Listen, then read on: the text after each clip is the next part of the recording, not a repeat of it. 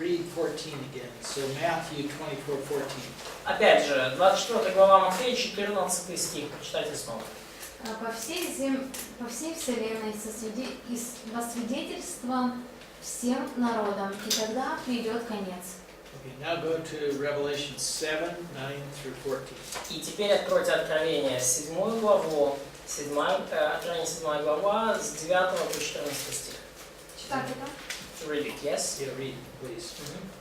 Потому я глянув, і ось натовп великий, що його зрахувати не може ніхто, з усякого люду, і племен, і народів, і язиків, стояв перед престолом і перед Агнцем, зодягнені в білу одежу, а в їхніх руках було пальмове віття.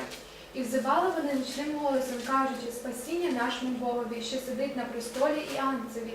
А всі ангели стояли навколо престолу та старців і 4 тих тварин, і вони на обличчя попадали перед престолом і вклонилися Богові, кажучи: Амінь, благословення, і слава, і мудрість, і хвала, і честь, і сила, і міць нашому Богу на віки віків. Амінь. І провів один із старців і до мене сказав: оці, що зодягнені в білу одежу, хто вони, звідкіля поприходили? І сказав я йому: мій пане, ти знаєш. Він же мені відказав: це ті, що прийшли від великого горя і вибрали одяг свою та вибілили їх кров Агнця. So during this tribulation period, the gospel is preached to the whole world. То есть во время этого периода Великой Скорби Евангелие проповедуется всему миру. And many respond to the gospel of every nation. И многие люди отвечают на Евангелие из каждого народа. And many of those are killed. И многие из этих людей, они убиваются, погибают. But they're in heaven with Christ. Но они там на небесах со Христом.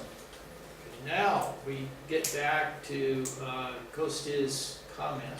И вот мы возвращаемся сейчас к комментарию Кости. In Matthew 24:15. В Матфея 24 главе 15 стихе. So read that. Прочитайте его. Матфея 24 глава 15 стих. Итак, когда увидите место запустения, реченое пророка Даниила, стоящего на святом месте, читающий да разумеет. Okay. Where did Daniel say that? What's the reference? На какое место ссылается здесь Иисус? So, chapter 9, verse 27 Okay. of Daniel. And when does the abomination of desolation happen? И когда вот это мерзое запустение случится? В середине Седьмины прекратится. In the middle of the last sevens. Okay. В середине последней седмины. На 3,5 году. And then Jesus will explain there's going to be a lot of terrible things happen, so get out of Jerusalem. И дальше Иисус объясняет, случится много очень жутких, ужасных вещей, поэтому бегите из Иерусалима как можно быстрее, выбирайтесь. Okay, sir. Я хотел добавить еще по поводу 14 стиха. В Откровении 14:6-7 ангел проповедует Евангелие. I just wanted to add on the verse 14 of the Matthew that какая 7:14? 14:6-7. In Revelation 14:6 we see angel who preached the gospel, who proclaimed the gospel. Сейчас по всему миру, по всей земле. So the angel is going to proclaim eternal gospel to those who live on the earth, to every nation, tribe, language, and people. And he said with a loud voice, fear God and give him glory, etc. Okay. Anything else? Что-то еще?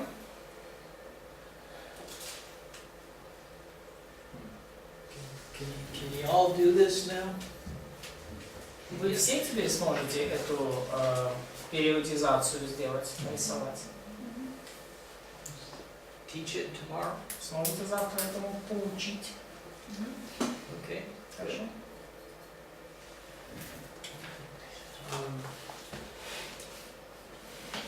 Might not be so clear tomorrow. Может быть, завтра будет еще не настолько ясно. But maybe we'll have a chance to go through it again before the end. Но, может быть, у нас получится снова через все это пробежаться до того, как мы закончим. let's go back to Daniel. Возвращаемся к Даниилу.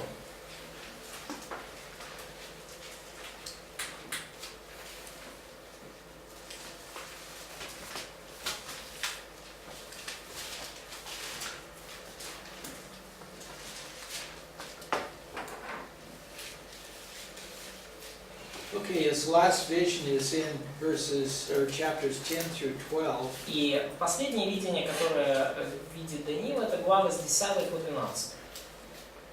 And there are some very detailed historical prophecies here. И здесь есть очень детальные исторические пророчества.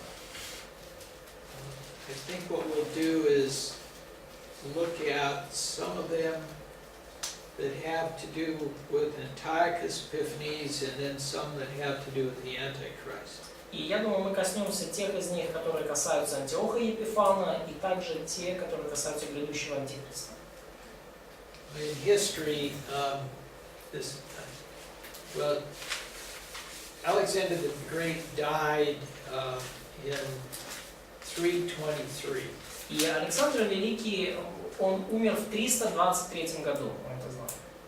Александр Великий, Александр Македонский, да? Греческий, And he divided his kingdom was divided among his 4 generals. И царство его было разделено между 4 его генералами. Так вот, смерть Александра Македонского. And from that time until Rome gained power, those descendants of the generals would fight for land and power. И с того времени, и вот с момента смерти Александра и до момента, когда возвысился Рим, потомки вот этих 4 генералов Александра Македонского, они сражались между собой за территорию и за власть. And the ones that are most prominent, at least in my mind, are the descendants of Ptolemy. They were in Egypt. И, на мой взгляд, те, которые наиболее были заметны и для нас важны, это потомки Птолемея, которые жили в Египте. And the descendants of Seleucid are in the area around Israel. И потомки Селевки, которые жили, вот где-то на территории недалеко от Иерусалима. And that's where Antiochus came from. И вот именно from Seleucus descendants, yeah? Yeah. И от этих селевкидов, да, потомков Селевка, генерала, произошел Антиох Епифан. So let's read 21 through 23. Chapter 10, yes. Yeah, chapter 11. Chapter 11, Yeah. 21, 23. 11 глава с 21 по 23 стих. 21 по 23 стих, пожалуйста. 11 глава с 21 по 23 стих. «И восстанет на место его презренный, и не воздадут ему царских почестей, но он придет без шума, и лестью овладеет царством. И все потопляющие полчища будут потоплены и сокрушены им, даже и сам вождь завета. Ибо после того, как он вступит в союз с ним, он будет действовать с обманом, и взойдет и одержит верх с малым народом». So he takes over the Seleucid Empire, but he does it by intrigue. То есть он возьмет власть вот в империи Селевка, вроде селевкидов, но он сделает это лестью, интригами. So he's a very tricky politician. То есть этот товарищ очень хитрый политик. And he's described as despicable. И он описан как презренный. Да, в 21 стихе. Read 20. Well, we read 23. He'll practice deception. И мы видим, что он будет действовать обманом в 23 стихе. And Это получается, вот эти главы, это как более детальное объяснение предыдущих снова видений. So these chapters are more detailed explanation, detailization of previous dreams and visions. yes, Да. yes, more details. Да, более детализованное объяснение. Now, there are a lot of details here in 11 about that Seleucid Empire. То есть очень много деталей в 11 главе Даниила про империю Селевков. Ну и про то, как они там между собой там And then it switches in verse 36 to the end times and the Antichrist. И потом в 36 стихе оно переключается на последние дни, последние времена и на Антихриста. So let's read 36 through 39. И давайте прочитаем стихи с 36 по 39. І буде побити той цар за своїм уподобанням, і підійметься, і повишиться над усякого Бога. На Бога богів говоритиме дивні речі, і матиме успіх, аж поки не довершиться гнів, бо виконається те, що було вирішено. І він не буде придивлятися до богів своїх батьків, на пожадливі жінок, і на всякого Бога не буде дивитися, бо він звеличить себе понад кожного. Але він буде віддавати честь Богові твердий на його місці, та й Богові, якого не знали батьки його. Віддаватиме честь золотом і сріблом, і дорогоцінним камінням, і речами коштовними. І він посадить у твердині народу чужого Бога. Тому хто пізнає його, примножить славу, і чинить їх панами над багатьма, і поділить землю на заплату. Okay. And then 40 through 45. И теперь с 40 по 45 стих. С 40 по 45. Последнее же время сразится с ним царь южный и царь северный, устремится как буря на него, с колесницами, всадниками и многочисленными кораблями, и нападет на области, наводнит их и пройдет через них. И войдет он в прекраснейшие из земель, и многие области пострадают, и спасутся от руки его только Эдом, Моав, а большая часть сыновых Амоновых. И прострет руку свою на разные страны, и спасется и земля египетская. И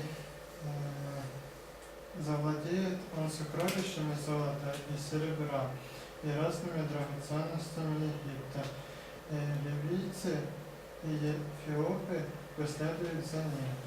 На слухи с востока и севера встревожат его, и выйдет он в величайшей ярости, чтобы истреблять и губить многих. И раскинет он царские шатры свои между морем и горой преславного святилища, но придет к своему концу, и никто не поможет ему. So beautifully, he's going to pitch his tents of his royal pavilion between the seas and a beautiful holy mountain. То есть в конце своего правления он раскинет царские шатры свои между морем и горою преславного святилища. So, the Mediterranean Sea, То есть Средиземное море, probably the Dead Sea. может быть, Мертвое море здесь имеется. Holy mountain would be Jerusalem. Ну, это то есть мы не знаем тут, но гора преславного святилища, понятное дело, это Иерусалим. So, somewhere between Jerusalem and the Mediterranean Sea. Or Dead Sea. Yeah, well, Dead Sea is next to Jerusalem, so So, let's go то есть to... это будут эти шатры между Средиземным морем и Мертвым морем. И Средиземным морем, может быть, между Иерусалимом и Мертвым морем, но там совсем малое расстояние. То есть там, So is it about Antioch or about Antichrist? Antichrist. То есть вот эти отрывки, они про Антихриста. 36 по 45. Starting from 36, it's about Antichrist. Yes. Да, с 36 по 45 это про Антихриста. So let's go to Revelation 19 and read 1 through 21. И давайте прочитаем Откровение 19 главу from 21 to 31, yes? 11 to 21. 11, с 11 по 21 стих, 19 глава Откровения. С 11 до 21. 19 глава с 11 по 21 стих. Увидел я открытое небо, и вот конь белый, сидящий на нем, называется верный и истинный, который праведно судит и воинствует. Очи у него, как пламя огненный, и на голове его много диадем. Он имел имя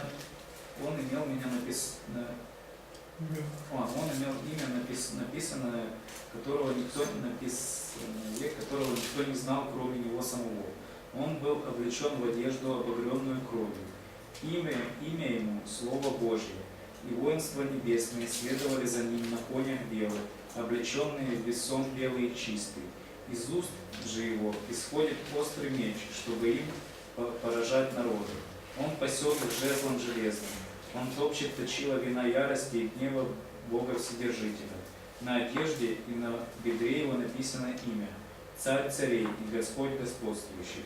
И увидел я одного ангела, стоящего на солнце, и он воскликнул громким голосом, говоря всем птицам, летающим посреди неба: летите, соберитесь на великую вечерю Божию, чтобы пожрать трупы царей, трупы сильных, трупы тысяченачальников, трупы коней и сидящих на них, трупы всех свободных и рабов, и малых, и великих. И увидел я зверя и царей земных, и воинства их, собранные, чтобы сразиться с сидящим на коне и с воинством его. И схвачен был зверь, и с ним лжепророк, производивший чудеса перед ним, которыми он обольстил принявших начертание зверя и поклоняющихся его изображению. Оба живыми брошены в озеро огненное, горящее серой, а прочие убиты мечом сидящего на коне, исходящим из уст его, и все птицы напитались их трупами. So that's the end of the beast here is the Antichrist. Это конец зверя, да, и, зверь здесь, понятно, это антихрист. Да. And Daniel had said he will come to his end and no one will help him. И, so it's in Daniel 45. 11:45. И в Даниила 11:45 сказано, что да, он придет к своему концу, и никто не поможет ему. And Christ defeats him. Потому что здесь мы видим, что Христос его поразит. Окончательно. Any questions? Есть какие-то вопросы? Okay. А можно тут что Даниила говорится, что Дом, Моав, Амон і сини. Він же зараз, якщо це прообраз Антихриста, їх же зараз цих народів немає, їх засудили. So, about this all nations mentioned here, like Edom, Moab, Ammon, Libyans, Nubians, Egypt is here now, but all other 5 nations, we don't see them now on a world map. No, but they identify those areas. Но здесь не столько нации идентифицируются через эти имена, сколько территорий. So it would be that territory that Daniel knew exactly where that was, and that's the territory that'll be rescued. То есть вот это вот именно как бы территория, да, которая будет спасена, да, то есть и люди на ней находящиеся. То есть и Даниил знал совершенно точно, где эта территория находилась в его время. То есть понятен, да, вопрос и ответ. То есть не про народ, а про територію. Да.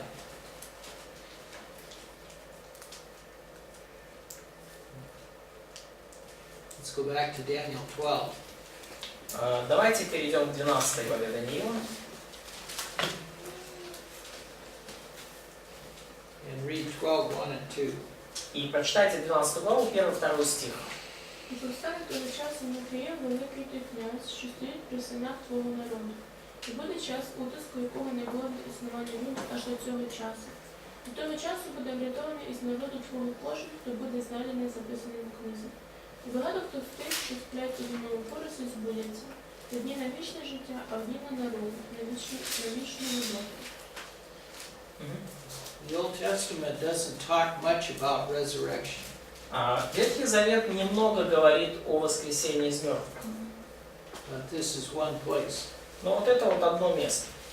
Интересно, что Иисус Христос применил учение воскресения, когда сказано, что Бог Авраама, Исаака и Якова. It's interesting how Jesus applied the teaching about resurrection when he used this phrase and term that God is the God of Abraham, Isaac, and Jacob. Talking about that God is the God of those who live but not who dead. Yeah. Да. Do you know of any other place that talks about resurrection in the Old Testament? И знаете ли какие-то другие места в Ветхом Завете, где говорится о воскресении из мертвых? No. В Псалмах. In Psalms, типа, какие? Не дашь увидеть святому племени? Да. It's Psalm 16, 10, because you will not abandon me to the grave, nor will you let your Holy One once see decay. Psalm 16, 10. Psalm 15, 10. Ибо ты не оставишь души моей в аде, не дашь святому племени увидеть. Потом, возможно, Иова. Maybe Job also. Когда он решил искупить из Иов жертв. 19, да. Я не живу. Yes. Иов 19. Okay. Back to Daniel. Мы возвращаемся к Даниилу. 3 through 6. С 3 по 6 стих. С 3 по 6 стих. А розумні будуть сяяти, як світила на небозводах, а ті, хто привів багатьох до правди достиг, немов зорі на віки віків. А ти, Даниїле, заховай ці слова і запечатай цю книгу аж до часу кінця. Багато хто дослідять її і так розмножиться знання. І побачив я Даниїл, аж ось... Дальше? Що, да? І побачив я Даниїл, аж ось стоять два інші ангели. Один тут, при цьому березі річки, а один там, при тому березі річки. І сказав він до мужа, одягненого у льняну одіж, що був над водою річки. Коли буде кінець цим дивним речам? Okay. Any thoughts about what this means? Есть ли какие-то мысли на тему того, что бы это значило? Like 3 and 4? Ну, особенно 3-4. О награде. Probably about the heavenly reward. Вот. А 4 стих говорит о том, чтобы люди, которые будут жить In во время verse 3. скорби, чтобы они прочитали и поняли, что им делать. And maybe verse 4 talks about the people who will live during the tribulation time, and the book of Daniel will help them to understand what's going on. Yeah. Да. You would want to have the book of Daniel during the Revelation time, that's for sure. Вам бы, наверное, очень было кстати иметь книгу Даниила во время тысячелетней скорби. Семилетней скорби.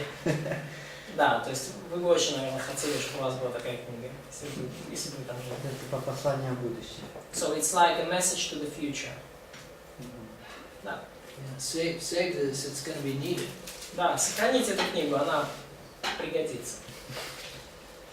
Мы недавно говорили, типа видео записанных для того времени. We've been talking not so far away about these kind of time capsules with the video recorded about future events. So even now, some churches leave messages for the kind of people of tribulation or saints of tribulation, explaining them what's going on, what's happening, and like that.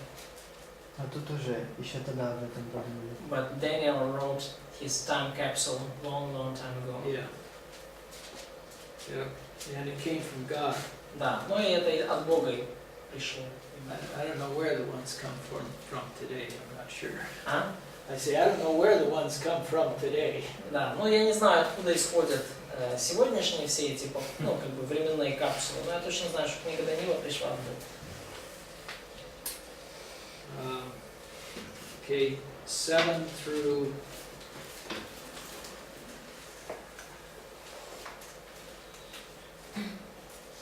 10.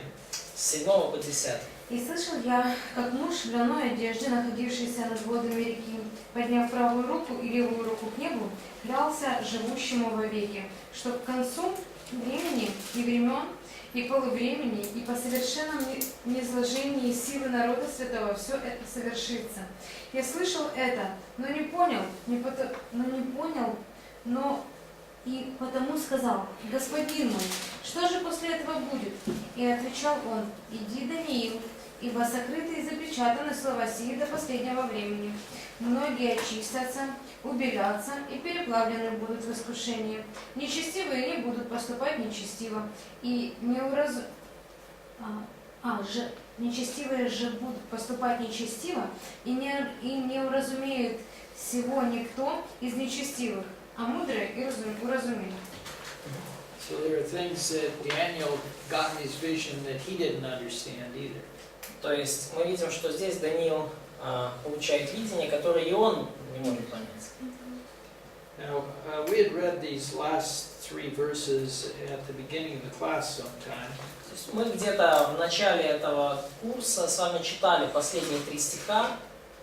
But maybe it'll make a little more sense now. Может быть, это сейчас немножко. About this difference between these numbers. Yeah. So let's read Разница 11, в 12, цифрах. 13. Да. Давайте прочитаем 11, 12 і 12 стих. А від часу, коли буде припинена стала жертва, що була поставлена гидота спустошення, мине 1290 день. Благословений той, хто чекає і досягне до 1335 день. А ти йди до кінця і відпочинеш, і встанеш на свою долю під кінець тих днів. So when's the regular sacrifice abolished? Итак, когда же прекратится ежедневная жертва? 3,5 года. Ежедневная жертва прекратится через 3,5 года. After 3.5 years from covenant. And 3,5 года после завета. So after that, После этого how many days are there? сколько здесь дней будет? 1200. Ну, также 3,5 1290 день. 1290. Так, еще раз, смотрите. So, how many days from here to here? No, after. После прекращения жертвоприношения сколько дней? 1290. 1290. 90. 1290. 1290. That's what they say. 90. Ну, 10. 1290. How many, Так. 1290. how many months are in 3.5 years? Сколько месяцев в 3,5 годах? День.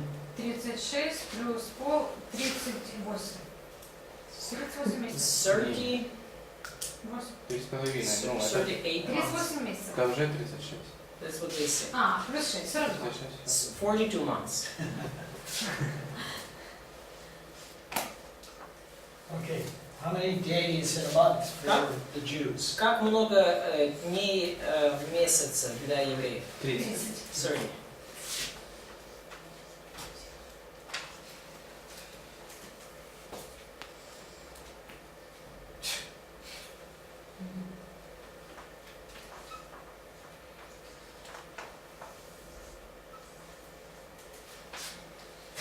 Okay, Okay. so we got 390, there's another 30 days, То есть, видите, у нас получается 1260 дней, Ага. 3,5. and another 45 days. И получается, что у нас между... Понятная идея? Чтобы месяц вылетел где-то, да? Типа 30 дней. 30 дней куда-то вылетели, и потом еще 45 дней куда-то вылетели, потому что дальше 1335 дней. Это же будет после Великой Скорби все приводиться в порядок, как раз тысячелетним. So probably that would be a time when God will kind of establish the order of the earth after the time of tribulation. Christ returns to earth here. То есть Христос вернется здесь. It takes a while to go through the judgments and Но sort понадобится out the situation. какое-то время для того, чтобы совершить все суды и немножко зачистить, да, навести порядок. Генеральная уборка. Да, сделать генеральную уборку земли после этого хаоса. And let's not ignore what the last verse says. И давайте не игнорировать то, что говорит последний стих. When's the end? Где будет конец? Когда будет... Verse 13. В стихе 13. Когда будет этот конец дней?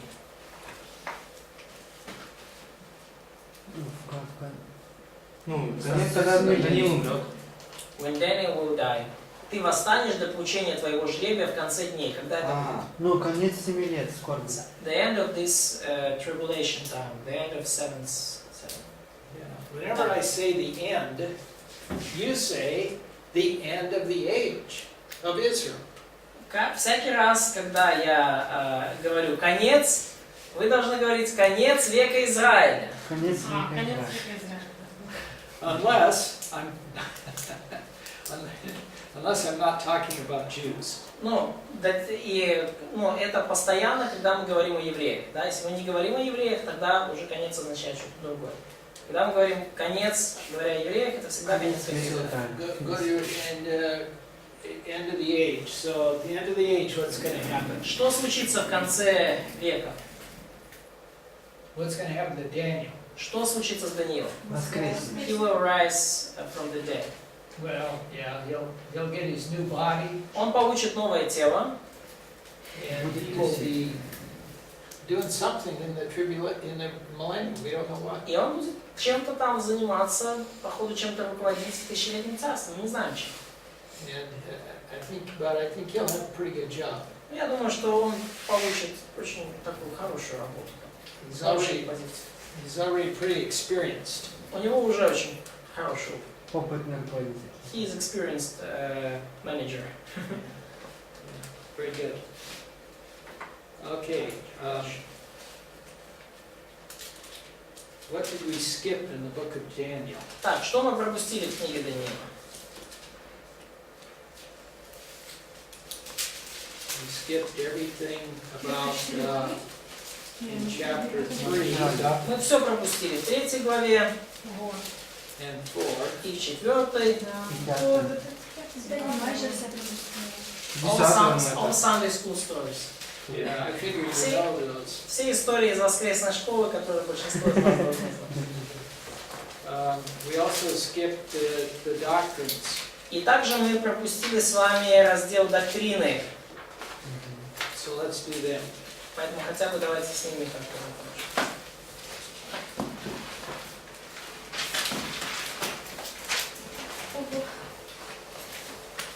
What doctrines are in the book of Daniel? Какие доктрины мы видим в книге Даниила? Тысячелетнее царство. Millennial Kingdom, Скорбота.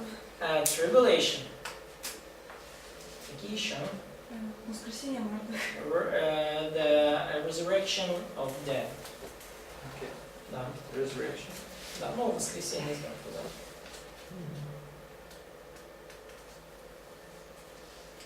Oh, let me ask you a question.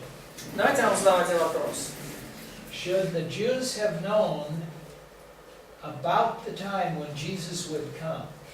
Должны ли были евреи знать о времени, когда придет Иисус? Да. Yes. Because they should know exactly when he's going to be cut off. Потому что они должны были точно знать, когда он будет предан смерти. And they knew from Isaiah that a virgin would be with child and bear a son. И они должны были знать из Исаии, что дева зачнет и родит сына. So he's going to be born. То есть, что он должен быть как-то рожден. Was anybody looking for him? Кто-то ожидал его? Нет. Захария очень. Zechariah, he was waiting. Симеон. Very Не очікували, що Симеон. He was looking for Simeon. Simeon and Anna. Very good. Пару человек только ждал. А? Пару человек. So we know kind of couple of people. Not very many. Не так уж много людей его ждали. Волховий каже. So also Magi from the east have been looking for him. Magi. Yeah.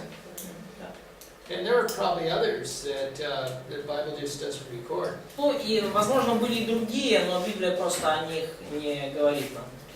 Ну, многие пророчества от Исаия дело через тоже зачнет, непонятно. But a lot of prophecies, for example, from Isaiah are not clear, probably was not very clear for them. For example, about the virgin who will bear a child. Даже самарянка его ждала. А? Даже самарянка. Even Samaritan lady was waiting for him, looking out for him. Of course, some people are still looking for him to come. Ну и, конечно же, многие люди до сих пор ждут, что Мессия придет. But this This Daniel prophecy is the only one that tells us when he will come. Но это пророчество Даниила, это единственное, которое ясно говорит, когда он придет, когда он пришел.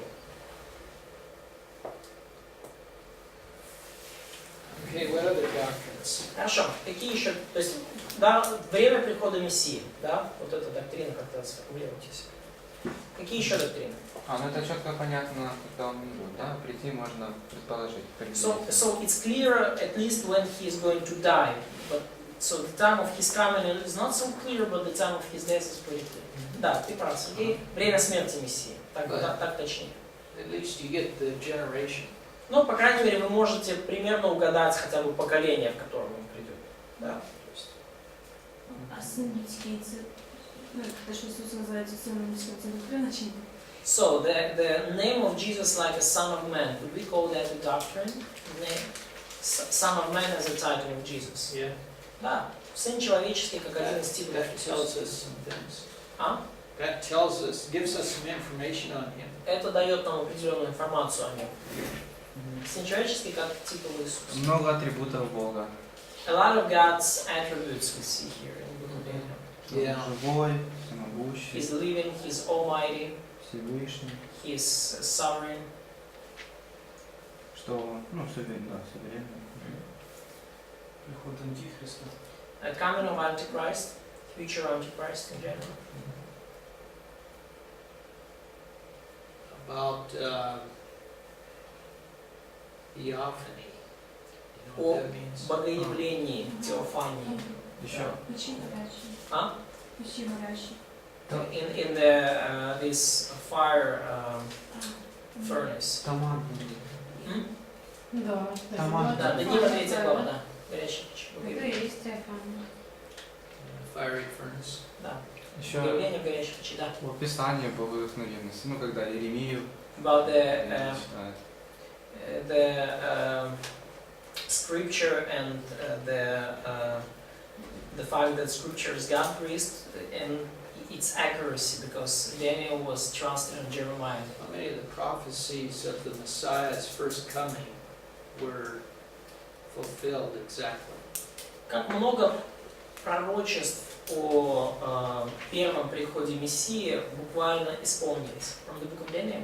No, from the prophets that we've studied, how many of the prophecies of his first advent were fulfilled literally? Вот из тех пророков, которых мы уже изучили, как много, не только из Даниила, да, как много пророчеств о первом приходе Христа буквально исполнились. Сильно. All of them. All of them. Все. Fulfilled literally. Исполнились буквально. But the prophecies of his second coming are all figurative, right? Но пророчества о... so they're not clear for us, or they're figurative in nature. Пророчества его... I'm asking a trick question. Пророчества о втором его пришествии для нас, они такие очень, туманные, расплывчатые пока, да? Да чё? Нет. Не очень. No, they Мы seem to be знаем pretty признаки. literal for them. Не Мы очень. четко знаем Конкретно признаки, чё? когда придет. А? Мы четко знаем признаки пришествия. So we know for sure the signs of his coming, second coming. They're literal.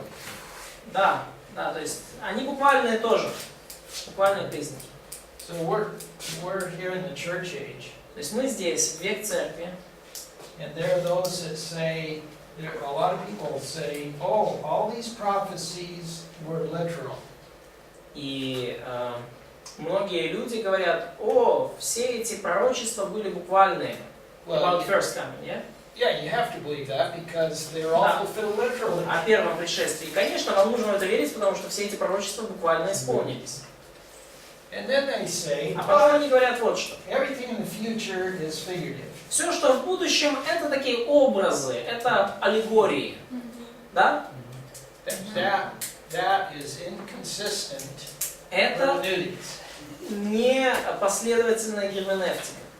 То есть нельзя, то есть понятно, о чем говорит Ллойд? Да. Нельзя говорить, что там вот пророчества о первом пришествии были буквально, исполнились буквально, а пророчества о втором пришествии это аллегории, это символы. Да? What else? Doctrines. Какие другие доктрины вы видите здесь? Греховность человека. The sinfulness of man. Okay. Yeah. Божье Antiochus, Ну, да, товарищ Антиох мы видим, да. the kings. Всякие разные цари. Did somebody say the millennium already? Yeah, they say that they're already trained. All the time we talk about prophets, millennium and tribulation are the first words they say. Oh, I gave it away. Может быть, Божье откровение в сновидениях или... Maybe God's revelation in dreams and in visions. Yes. Да, тоже неплохо. What does it say in Hebrews about that? Что говорится в послании к евреям об этом? Ну, разнообразно говорил. God was talking in, Отцам, speaking to people in different ways, to the fathers. But now what? Через сын. Но сейчас что? Сын. For now he's talking through the Son. Yes. Да. То есть что? Okay. Многократно, многообразно говорит Бог через пророка, через Отца нашего. So there are some others in your list.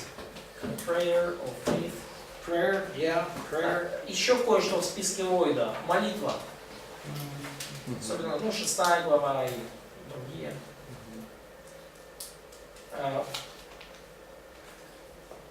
Faith.